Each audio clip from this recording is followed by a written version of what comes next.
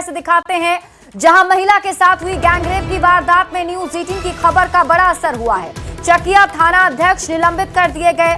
Begusarai Khagaria range के DIG Shailesh Kumar Sinha ने ये बड़ी कार्रवाई की है। दरअसल बेगूसराय में एक महिला के साथ हैवानियत की सारी हदें पार कर देने वाली वारदात हुई। वारदात ऐसी कि दिल्ली में हुए निर्भया रेप कांड की तरह ही आपकी रूह सिहर जाएगी। एक महिला के साथ गैंगरेप के बाद आरोपियों ने उसके प्राइवेट पार्ट में बुलेट और लकड़ी के टुकड़े डाल दिए। महिला के आरोपी केवल ये दरिंदे ही नहीं, बेगूसराय की चकिया पुलिस भी है, क्योंकि पीड़ित का आरोप है कि 11 जून को उसके साथ जब ये वारदात हुई और वो पुलिस के पास एफआईआर दर्ज कराने पहुंची तो पहली बार में उसकी एफआईआर दर्ज नहीं की गई। थाने में मौजूद पुलिस पदाधिकारियों ने उल्टे डांट फटकार कर उसे वहां से भगा दिया। मामला जब सुर्खियों में आया तब पुलिस अधिकारियों की नींद टूटी। 13 जून को एफआईआर दर्ज की गई और इस मामले में कई और भी खुलासे हो रहे हैं। स्थानीय लोगों का कहना है कि पीड़ित के साथ हुई तीसरी वारदात है। पहले उसके साथ रेप की कोशिश की गई, फिर लूटपाट हुई और अब गैंगरेप के बाद हुई बर्बरता के बाद पीड़ित की हालत काफी गंभीर है। घटना की जांच करने और आरोपियों की गिरफ्तारी का भरोसा दिया गया है। दोषी पुलिसकर्मियों के खिलाफ कार्रवाई की भी बात कही जा रही है, लेकिन यहां केवल जांच का आश्वासन काफी नहीं है। पुलिस पर जो आरोप लगे हैं उससे सवाल उठेंगे कि आखिर इन दरिंदों पर पुलिस इतनी मेहरबान क्यों है? क्यों पुलिस ने पहली बार में एफआईआर दर्ज नहीं की? क्या आरोपियों की पुलिस से कोई सांठगांठ है? दरिंदे कब गिरफ्तार होंगे और बेगूसराय की इस पीड़िता को इंसाफ कब मिलेगा? उस पीड़िता के साथ 3 घटनाएं हुई। एक छिनते की घटना हुई, दूसरी घटना अटेम्प्ट टू रेप हुआ और तीसरा उसके साथ गैंग रेप हुआ। पिछली 2 घटनाओं में पुलिस के रवैये के कारण अपराधी का मनोबल बढ़ा और उन 2 घटनाओं में बेलेबल सेक्शंस में मुकदमा दायर कर उन्हें थाना से ही जमानत दे दिया गया, जिसका परिणाम ये हुआ कि आप देख रहे हैं कि ये घर और ये सघन आबादी वाले इलाके में वो आकर रात में खींचकर उसके साथ गैंग रेप किया। तो बेगूसराय में महिला के साथ दरिंदगी मामले को तूल पकड़ने के बाद अब पुलिस के अधिकारी एक्शन में दिख रहे हैं और पूरे मामले की जांच के लिए एसआईटी गठित की गई है। लापरवाही के आरोप में चकिया थाना प्रभारी को निलंबित किया गया है। हालांकि घटना के 8 दिन बाद भी अब तक किसी एक की भी गिरफ्तारी नहीं हो सकी है, जिसको लेकर पुलिस की कार्यशैली पर सवाल उठ रहे हैं। और इधर डीआईजी शैलेश कुमार ने कहा कि आरोपियों की गिरफ्तारी के लिए पुलिस लगातार छापेमारी कर रही है। घटना को हम लोगों ने देखा है, छानबीन किया है, महिला से भी बात हुई है और इसमें एक एसआईटी का गठन किया गया है कि अभियुक्त की गिरफ्तारी जल्द से जल्द की जाए। थानाध्यक्ष की लापरवाही सामने आई तो उनको निलंबित करके आगे की कार्रवाई की जा रही है और कांड में जो भी अनुसंधान से संबंधित बिंदु है सब पर तेजी से त्वरित कार्रवाई की जा रही है। अपराधी की गिरफ्तारी हो पाई है? अभी अपराधी की गिरफ्तारी का पुलिस प्रयास कर रही है और जल्दी ही गिरफ्तारी हो जाए। तो 11 जून को महिला के साथ हुई दरिंदगी के मामले में 13 जून को चकिया थाने में प्राथमिकी दर्ज हुई, लेकिन एफआईआर के 1 हफ्ते बाद भी दरिंदे पुलिस की गिरफ्त से बाहर हैं। इस मामले में लापरवाही और संवेदनहीनता के आरोप में चकिया थाना प्रभारी को सस्पेंड किया गया है। पीड़ित की प्राथमिकी में किस किस को आरोपी बनाया गया है, जरा उसे भी जान लीजिए और जानिए कि कैसे दरिंदों ने इस वारदात को अंजाम दिया था। पीड़ित ने रामू महतो, सूरज महतो और नीलेश महतो सहित कुल 5 लोगों को इसमें आरोपी बनाया है। इन सभी पर यह आरोप है कि इन्होंने महिला के साथ बर्बरता की है। हालांकि देखने वाली बात होगी कि कब तक इस आरोपियों की गिरफ्तारी होती है, क्योंकि पुलिस की टीम अब जांच पड़ताल में जुटी हुई है।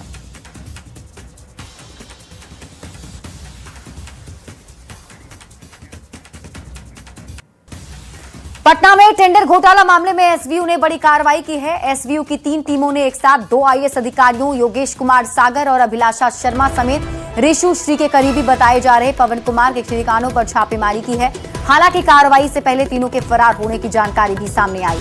फिलहाल एसवीयू की टीम मामले से जुड़े दस्तावेज और अन्य साक्ष्यों की जांच में जुटी हुई है। तस्वीरें भी टीवी स्क्रीन पर आपको दिखा रहे हैं। तो तीनों के ठिकाने पर अब एसवीयू की छापेमारी जारी है, जिसमें आईएएस योगेश सागर, आईएएस अभिलाषा शर्मा और रिशु श्री के करीबी पवन कुमार के यहां रेड की जा रही है, जो तस्वीरें आप देख भी पा रहे होंगे। तो अब इस पूरे मामले पर एक्शन जारी है। छापेमारी चल रही है। एसबीयू की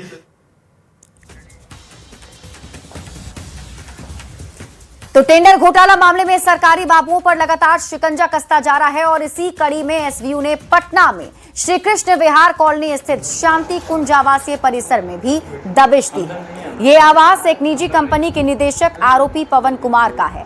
पवन कुमार पर भी सरकारी टेंडर में बड़ी धांधली का आरोप है कि निजी कंपनी एमएस मातृत्व इंफ्रा प्राइवेट लिमिटेड के निदेशक पवन कुमार ने आईएएस अधिकारी योगेश कुमार सागर और आईएएस अभिलाषा कुमारी शर्मा के साथ मिलकर सरकारी टेंडर में हेराफेरी की थी और इस पूरी प्रक्रिया में टेंडर माफिया ऋषुश्री और उससे संबंधित कंपनी को लाभ पहुंचाया गया, जिससे सरकारी राजस्व को भारी नुकसान हुआ।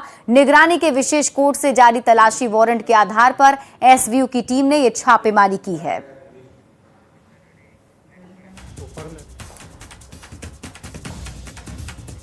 और अब खबर छपरा से, जहां बिहार को रेलवे की आज बड़ी सौगात मिली है। रेल मंत्री अश्विनी वैष्णव ने छपरा से आनंद विहार के लिए सुपर फास्ट एक्सप्रेस को हरी झंडी दिखाई और इस मौके पर मुख्यमंत्री सम्राट चौधरी भी मौजूद रहे। छपरा से दिल्ली के आनंद विहार तक चलने वाली ये ट्रेन साप्ताहिक है। दिल्ली के लिए सीधी ट्रेन सेवा मिलने से यहां के लोगों में काफी खुशी है। 3 तस्वीरें आपको टीवी स्क्रीन पर दिखा रहे हैं। ये ट्रेन की आप तस्वीर देख रहे हैं जो छपरा से खुलकर सीधे दिल्ली पहुंचेगी और राजधानी दिल्ली से छपरा अब सीधे रेल मार्ग से कनेक्ट हो चुका है, जिससे लोगों में काफी ज्यादा खुशी देखने को मिल रही है। बक्सर के लोग इस बात से खुश हैं कि अब बक्सर के स्टेशन पर ही उन्हें दिल्ली जाने के लिए ट्रेन मिल जाएगी। वंदे भारत भी बिहार में 11 अमृत भारत एक्सप्रेस चल रही है और 14 वंदे भारत एक्सप्रेस बिहार में चल रही है। पूरी तरह से परिवर्तन जो कि आने वाले समय में एक और नई चीज चालू होगी। बिहार में बुलेट ट्रेन आएगी। बिहार में बुलेट ट्रेन आएगी। दिल्ली से लखनऊ, लखनऊ से वाराणसी, वाराणसी से पटना और पटना से सिलीगुड़ी। छपरा से आनंद विहार के लिए आज पहली जो ट्रेन है वो रवाना हो रही है और मुख्यमंत्री जो हैं सम्राट चौधरी के साथ रेल मंत्री हैं अश्विनी वैष्णव, जो एमएलसी है सज्जनानंद राय, ये सभी लोग जो हैं हरी झंडी दिखा करके इस ट्रेन को जो है वो रवाना किए हैं। देखिए जो लोको पायलट हैं वो महिला हैं, चेहरे पे मुस्कान, हाथों में तिरंगा लिए जो यात्री हैं वो इस ट्रेन से जो है वो दिल्ली रवाना हो रहे हैं। और जैसा कि बताया गया कि यह ट्रेन जो है वो भारत के लिए महत्वपूर्ण है, बिहार को जोड़ेगी। तो यहाँ देखिए, यहाँ पे जो है सज्जनानंद राय जी हैं और यहाँ रेल मंत्री हैं। बात करते हैं सज्जनानंद राय जी, एक बड़ी जो है तोहफा मिला है छपरा वासियों के लिए और बड़ी बातें, बड़ी सौगात भी दिया है रेल मंत्री ने। ये अप्रत्याशित था क्योंकि बजट के समय जो होता है लेकिन पिछले 40 दिनों के अंदर में, जैसा कि आज मंत्री जी ने बताया, अश्विनी वैष्णव जी ने, कि 40 दिन पहले उन्होंने वादा किया था कि 40 दिनों के अंदर में मैं ट्रेन चालू करूंगा और आज 39वां दिन शुरू हो गया। और भी बहुत सारे वादे किए हैं। मुझे पूरा विश्वास है कि नरेंद्र मोदी जी की सरकार और यहाँ पर सम्राट जी की सरकार, जो डबल इंजन की सरकार जो है, वो बिहार और विशेषकर छपरा के लिए बड़ा अच्छा कार्य कर रही है। चलिए, बड़ा अच्छा कार्य कर रही है। और देखिए ये तमाम जो यात्री हैं आज इस ट्रेन से जो है वो दिल्ली के लिए रवाना हुए हैं, या बाहर जो खड़े लोग जो हैं वो यहाँ पे इस पल को कैमरे में कैद कर रहे हैं। तो इस दौरान जो कार्यक्रम जो था उसमें रेल मंत्री ने जो बड़ी बातें कही, सम्राट चौधरी जो मुख्यमंत्री ने बड़ी बातें कही कि बिहार को कैसे विकास के रास्ते पर आगे लेकर के चलना है और उस सपने को प्रधानमंत्री नरेंद्र मोदी के दिशा निर्देश में ही पूरा किया जाना है। तो एक बड़ी बात जो है वो आज यहाँ से कही गई है प्रधानमंत्री को लेकर के रेल मंत्री और मुख्यमंत्री सम्राट चौधरी के द्वारा। कैमरा पर्सन मनीष जुनेजा के साथ अमित कुमार, न्यूज 18 छपरा।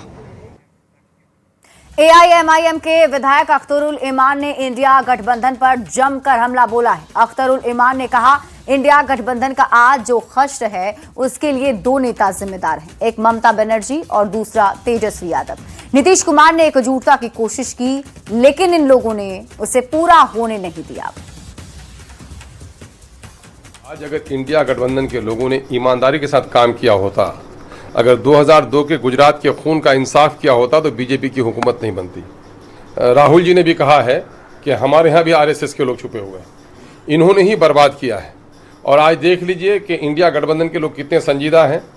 अगर इंडिया गठबंधन उस वक्त एक बड़ा वो हो रहा था, हम नीतीश जी से बहुत इत्तेफाक नहीं रखते हैं, लेकिन उसके कुछ कामों को हम सराहते हैं, शराबबंदी को हम सराहते हैं उसके, लेकिन उसने जो कोशिश किया था इंडिया अलायंस को एकजुट करने के लिए, उसको पंक्चर किसने किया? उसको पंक्चर किया बंगाल की दीदी ने। बंगाल की दीदी ने अगर उसको पंक्चर नहीं किया होता तो आज ये हश्र इनका नहीं होता। अभी उनको सबक याद आया है। उसको पंक्चर करने में कहीं ना कहीं से राजद के लोगों का भी रोल रहा। तो ये एकजुट नहीं है, चूंकि मामला ये है, इस देश में मामला आज जमहूरियत के बचाने का है। खबर रोहतास से है, जहां राजपुर प्रखंड में बीडीओ रवि राज और ग्रामीण आवास सहायक अमरेंद्र कुमार के बीच विवाद का मामला सामने आया है। आवास सहायक ने आरोप लगाया कि बीडीओ ने प्रखंड परिसर में लाठी डंडे से उनकी पिटाई की, गाली गलौज की और जान से मारने की धमकी दी। इस मामले में राजपुर थाना में एफआईआर दर्ज कराई गई है। शिकायत में बीडीओ पर निजी काम कराने और नशा करने जैसे गंभीर आरोप भी लगाए गए हैं। वहीं बीडीओ रवि राज ने सभी आरोपों को निराधार बताते हुए कहा कि मामले की जानकारी वरीय अधिकारियों को दे दी गई है। पुलिस अब पूरे मामले की जांच में जुटी है। आवाज से निकले और हमको बुलाए। कौन सर? वीडियो सर बुलाए, बोले कि आए। जब हम आए तो अपना मोबाइल पर बात कर रहे थे, हम प्रणाम किए सर, और बस ही मोबाइल से बात कर तुरंत बोलने लगे घर से, लाओ डंडा, लाओ लोहा का रड लाओ, मारो। इतना ही में कहकर सर उनसे डंडा छीन कर फिर पूरा मरने लगे। पूरा यहाँ चोट, यहाँ अभी तक हमारा बाँह उठ नहीं रहा है सर। इस बाँह से भी हमारा कुछ काम नहीं हो रहा है। अभी भी पूरा शरीर में तो हर जगह काला काला हो गया था। तो मामला जो भी है, आरोप कोई भी किसी पे कुछ भी लगा सकता है जी। और मेरे द्वारा अगर इस तरह का कृत्य किया गया तो उनके द्वारा एफआईआर भी की गई है जी। और पुलिस इसका अनुसंधान कर रही है।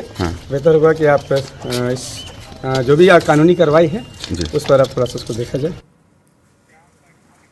गया जी की डेल्हा थाना पुलिस ने एक बड़ी कार्रवाई करते हुए बिहार और पश्चिम बंगाल के बीच सक्रिय एक अंतर्राज्यीय गिरोह के 3 शातिर सदस्यों को गिरफ्तार किया है। पुलिस के मुताबिक ये आरोपी भूमाफियाओं के इशारे पर हथियार के दम पर कीमती जमीनों पर अवैध कब्जा दिलाने का काम करते थे।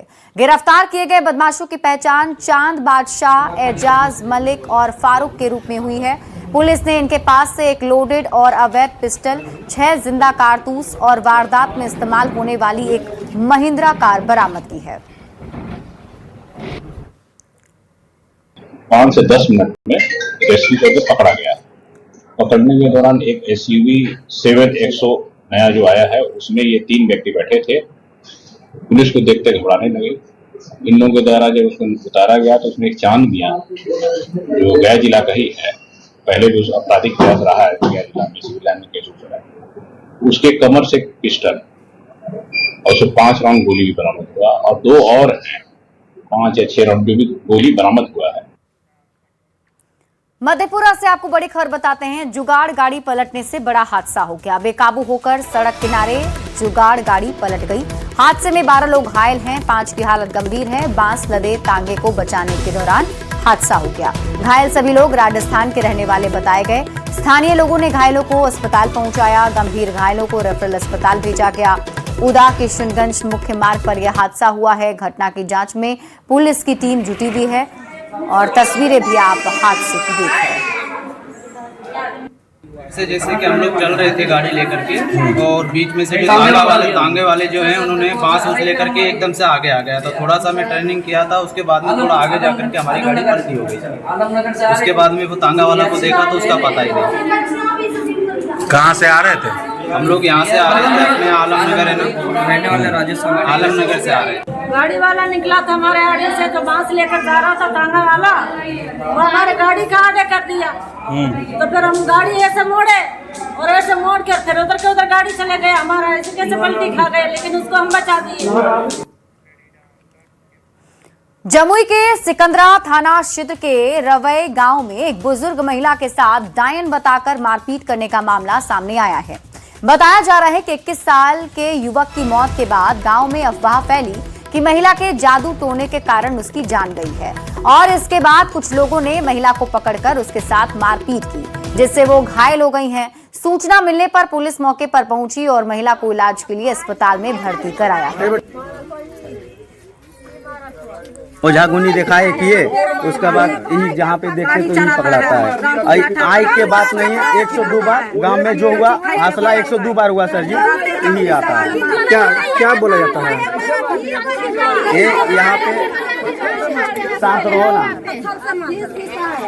यहाँ पे जो भी होता है सर जी, तो जब भी कहीं पे जाते देखने बुझने के लिए तो ही बोलता है कि मतलब यही पकड़ाता है।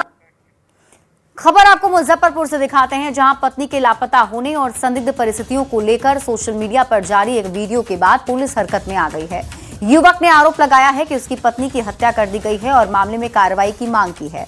वीडियो सामने आने के बाद एसडीपीओ ने जांच शुरू कर दी। मामला सिवाई पट्टी थाना क्षेत्र के धनसौत गांव का है। जानकारी के मुताबिक गौरी शंकर कुमार और सुजाता कुमारी के बीच लंबे समय से प्रेम संबंध था। दोनों ने शादी कर ली थी। युवक का आरोप है कि जेल से बाहर आने के बाद उसकी पत्नी से संपर्क टूट गया और अब उसके परिजनों ने उसे गायब कर दिया है। फिलहाल पुलिस युवती के भाई से पूछताछ कर मामले की जांच कर रही है। अपहृता सुजाता कुमारी को का अपहरण हुआ था, जिसे बरामद कर न्यायालय को के सामने उपस्थापित किया गया था। न्यायालय द्वारा उसे उसके परिजन को सुपुर्द कर दिया गया था।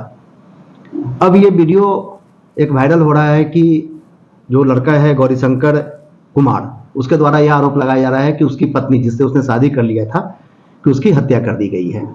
इस संबंध में हम लोग जांच कर रहे हैं। जांच कर विधि सम्मत कार्रवाई की जाएगी। अपना मर्जी से लड़का लड़के प्रेम ब्याह किए थे, साथ में रह रहे थे। जब लड़की के पेरेंट्स के द्वारा से गलत ढंग से FIR करवा दिया, जब कोर्ट में हाजिर किए तो लड़की के अपना मौसी के घर गई और हुआ से उसके माँ, उसके दौरान माँ उसको ले गया और मेरे पत्नी की हत्या करवा दी। तमाम जगह पर FIR और आवेदन देने पर पुलिस हत्यारों पर कार्रवाई नहीं कर रही है और जल्द से जल्द गिरफ्तार करे, न तो अपने आप की हत्या हम कर लेंगे। अब खबर मोतिहारी से, जहां मुजफ्फरपुर में ज्वेलरी लूटकांड के बाद पुलिस अलर्ट मोड में आ गई है। एसपी स्वर्ण प्रभात के निर्देश पर शहर की कई ज्वेलरी दुकानों का सिक्योरिटी ऑडिट कराया गया। सदर डीएसपी दिलीप कुमार ने नगर और छतौनी थाना पुलिस के साथ कई दुकानों की सुरक्षा व्यवस्था की जांच की है। जांच के दौरान कुछ दुकानों में इमरजेंसी अलार्म सिस्टम में खामियां मिली, जबकि कई जगह बाहरी सीसीटीवी कैमरे की कमी पाई गई। पुलिस ने दुकानदारों को जल्द सुरक्षा मानकों को दुरुस्त करने का निर्देश दिया और लापरवाह होने पर कार्रवाई करने की चेतावनी भी दी। लोगों ने देखा है कि प्रत्येक दुकान में लगभग विजिटिंग रजिस्टर है, जिसमें हमारे पुलिस वाले आते हैं और अपना एंट्री करके जाते हैं। कुछ कमियां हम लोगों ने पाया है, जैसे अलार्म सिस्टम थोड़ा है लगा हुआ, थोड़ा और बढ़िया बनाने का ज़रूरत है। बाकी सभी जगह सीसीटीवी लगा हुआ है और कुछ रोड पर सीसीटीवी बढ़ाने की ज़रूरत है, तो वो डायरेक्शन हम लोगों ने दे दिया है और इसका हम लोग हर एक 15 दिन पर चेकिंग करते रहेंगे। फिलहाल हम लोगों ने जो भी बड़े दुकान है उसका सिक्योरिटी किया है, बाकी और बचा हुआ इंस्पेक्टर साहब अभी कर रहे हैं। तो नहीं, उनको हम लोग चेतावनी भी देंगे, है ना, उनको चेतावनी देते हुए कि अगर भविष्य में कोई घटना हो जाती है तो मानेंगे कि आपकी जिम्मेवारी है। आप औरंगाबाद पुलिस लाइन में नवनियुक्त सिपाहियों के प्रशिक्षण पूरा होने पर पासिंग आउट परेड का आयोजन किया गया और इस दौरान प्रशिक्षु सिपाहियों ने आकर्षक मार्च पास्ट और विभिन्न प्रशिक्षण गतिविधियों का प्रदर्शन कर अनुशासन और दक्षता का परिचय दिया। मगध प्रक्षेत्र के आईजी विकास वैभव ने परेड की सलामी ली और जवानों का हौसला बढ़ाते हुए कहा, पुलिस सेवा सिर्फ नौकरी नहीं बल्कि समाज और राष्ट्र के प्रति एक बड़ी जिम्मेदारी है। पुलिस सेवा एक ऐसी सेवा है जिसमें राज्य के प्रतीकों को अपने शरीर पर हम धारण करते हैं। किसी भी आम व्यक्ति के लिए सरकार का पहला प्रतिनिधि जो उसके समक्ष हो, वहां की पुलिस होती है। किसी नए देश में भी घूमने हम जाते हैं तो वहां की पुलिस को देखकर हम आकलन कर लेते हैं कि व्यवस्था कैसी होगी। इससे बड़ा स्पष्ट है कि बहुत बड़ा दायित्व हम सभी के कंधों पर है। सीतामढ़ी सदर अस्पताल से लापरवाही की तस्वीर सामने आई है। आरोप है कि जनरल वार्ड में मरीजों की देखभाल और इलाज से जुड़े कई काम स्टाफ, नर्स और स्वास्थ्य कर्मियों की जगह वार्ड बॉय संभाल रहे हैं।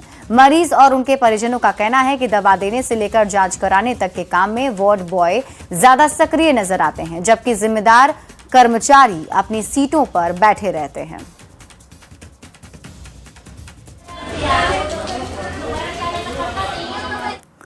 वहीं दूसरी तस्वीर भी आपको सीतामढ़ी से ही दिखाते हैं, जहां सदर अस्पताल के इमरजेंसी वार्ड से अव्यवस्था का मामला सामने आया है। सोशल मीडिया पर वायरल वीडियो में सुरक्षाकर्मी मरीज के परिजन के साथ बहस और दुर्व्यवहार करते नजर आ रहे हैं। आरोप है कि सुरक्षा में तैनात जवान अपनी जिम्मेदारी निभाने के बजाय एसी कमरे में बैठे थे। जब मरीज के परिजनों ने इस पर सवाल उठाया तो विवाद बढ़ गया। सिपाही कहाँ बैठा हुआ था? क्या तुम्हारा बैठने के लिए है, तुम्हारे लिए आ रही है वो सीतामढ़ी सदर का सिपाही है, वहाँ पे डॉक्टर साहब के पीछे बैठ कर यहाँ चेयर लगा हुआ था, यहाँ बैठे हुए हैं और बदतमीजी कर रहा है। ये कह रहा है कि पत्रकार को पीटेगा। ठीक है। तो सदर अस्पताल की दोनों तस्वीरें कई सवाल खड़े कर रही हैं। पहली तस्वीर में आरोप है कि डॉक्टर और सुरक्षा कर्मियों की जगह वार्ड बॉय मरीज से जुड़े काम संभालते हुए नजर आए। दूसरी तस्वीर में सुरक्षा कर्मी ड्यूटी छोड़ एसी कमरे में बैठे दिखाई दे रहे हैं। आरोप है कि विरोध करने पर कहा सुनी की स्थिति भी बन गई। अब इसे लेकर कई सवाल खड़े हो रहे हैं।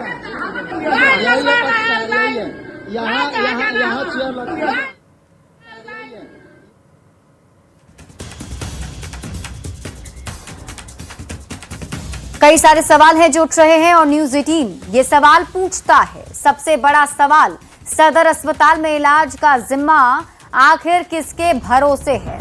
सवाल ये भी उठ रहे हैं, मरीजों की सेवा में लापरवाही क्यों हो रही है? और सवाल ये भी, अस्पताल व्यवस्था पर सवाल, जवाबदेह कौन?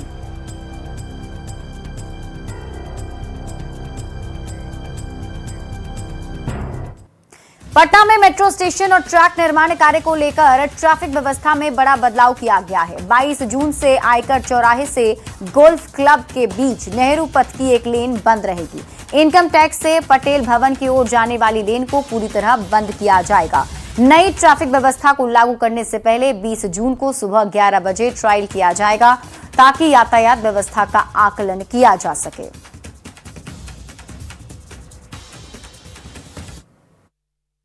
राजधानी पटना में रहने वाले लोगों के लिए एक जरूरी सूचना है।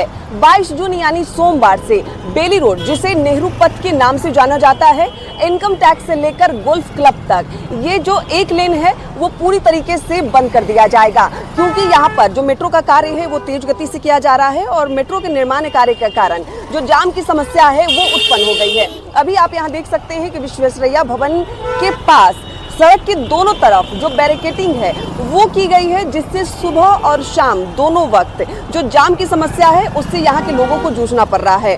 और अब यहाँ पर मेट्रो स्टेशन और ट्रैक निर्माण के लिए जो काम है वो तेज गति से किया जाएगा और उसके मद्देनजर आयकर गोलंबर यानी इनकम टैक्स से गोल्फ क्लब पटेल भवन के बीच नेहरू पथ की एक लेन 22 जून से बंद की जाएगी। ऑटो और ई रिक्शा चालक जीपीओ से हार्डिंग रोड होते हुए दानापुर की तरफ जाएंगे। वही गांधी मैदान से कुर्जी वाले इस रास्ते का जो इस्तेमाल है वो जो मंदिरी नाला है उससे होते हुए वो उधर से निकल जाएंगे। यानी इस पर जो ट्रैफिक दबाव है वो कम हो और इसके मद्देनजर जो नया ट्रैफिक रूट है वो तय कर लिया गया है।